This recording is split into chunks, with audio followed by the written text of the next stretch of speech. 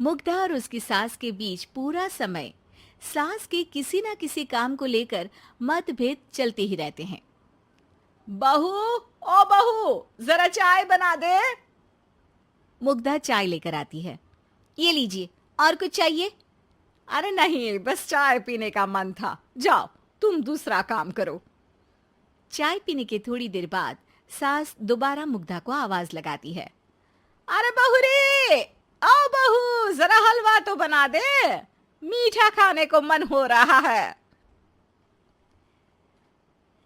इसी तरह मुग्धा की सास पूरा समय कोई ना कोई काम बताकर उसे रसोई से बाहर तक निकलने नहीं देती। कभी चाय, कभी हलवा, कभी पानी तो कभी दूध, हर समय खाने को चाहिए और उसके लिए अपने हाथ पैर बिल्कुल नहीं हिलाने। परेशान किया हुआ है इन्होंने। सास की जबरदस्ती परेशान करने की आदतों से दुखी मुग्धा एक शाम सचिन के साथ अपने कमरे में बैठी हुई बात कर रही होती है। सुनो जी, मम्मी जी की ये जानबूझकर मुझे परेशान करने की फरमाइशों से मैं बहुत फ्रस्ट्रेट हो चुकी हूँ। पूरे दिन में एक सेकंड का आराम नहीं मिलता। रसोई से बाहर कदम रखती नहीं कि बहू ये बना दे, बहुरी वो बना दे। अरे इनकी फरमाइशें चलती ही रहती है।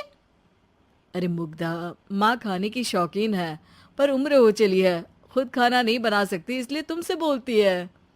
अरे तो शौक भी उम्र देख कर रखने चाहिए ना। समझ में नहीं आता, हर समय फेविकॉल का जोड़ लगाए सोफे से चिपके बैठी रहती है। इतना सब डाइजेस्ट कैसे हो जाता है उन्हें?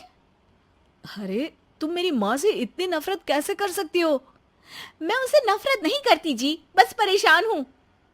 जहां मुग्धा अपने पति से ये सब बोल रही होती है, वहीं उसकी सास भी कमरे के बाहर दरवाजे से कान लगाए सारी बातें सुन रही होती है और अगली दोपहर रसोई में मुग्धा के पास जाती है। बहू, आज ना मेरा कुछ मसालेदार खाने का मन है। तो चाय बना दूं? मुझे बहुत पसंद है।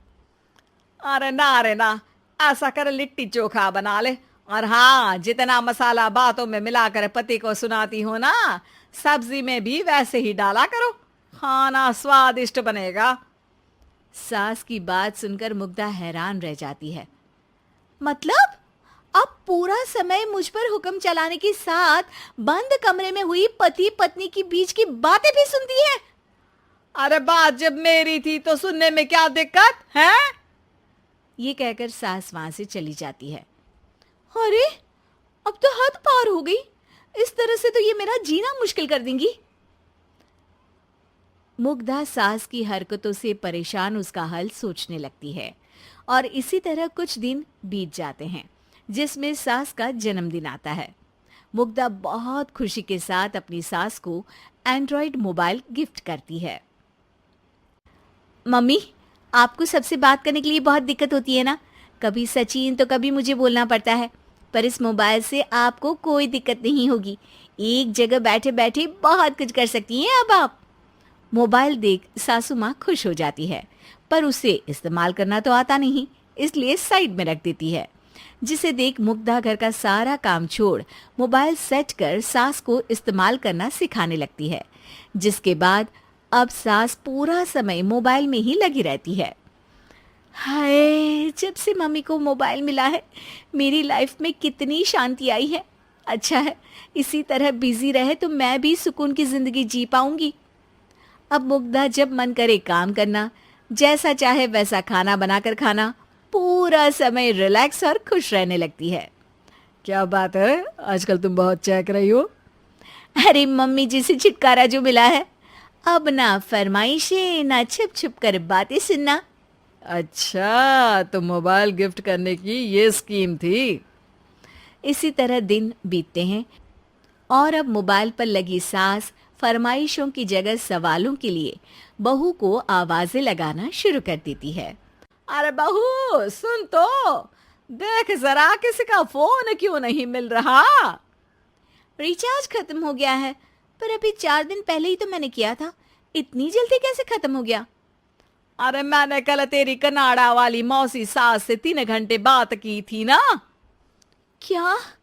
इतना महंगा तो मोबाइल भी नहीं आया जितना महंगा इसका रिचार्ज पड़ रहा है। इसके बाद तो जैसे मुग्धा के दिन के 24 घंटे में से 20 घंटे सास के पास उनके मोबाइल रिलेटेड प्रॉब्लम सॉल्व करने की ड्यूटी ही बन जाती है। अरे मुग्धा, ये मोबाइल में अचानक तेरी मौसी सास की शक्ल क्यों दिखने लगी? और ये तो हिल भी रही है। मम्मी, ये गूगल डुओ का वीडियो कॉल है।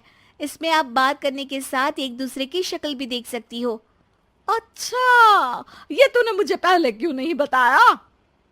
अब बताने के लिए पहले नहीं बताया। इसी बीच सचिन भी वहां आ जाता है और सास अपनी वीडियो कॉल में बिजी हो जाती है। क्यों, सास बहू में क्या गपशप चल रही है? इसे गपशप नहीं, दिमाग का दही होना बोलते हैं। पर तुम तो मम्मी को मोबाइल देकर बहुत खुश थी, फिर क्या हुआ? हाँ, उसका सुकून भी कुछ ही दिन मिला। अब घर के टंटे खत्म हुए तो मोबाइल की टिंग टिंग शुरू हो गई। देखो भाई, कुछ पाने के लिए कुछ खोना तो पड़ता है।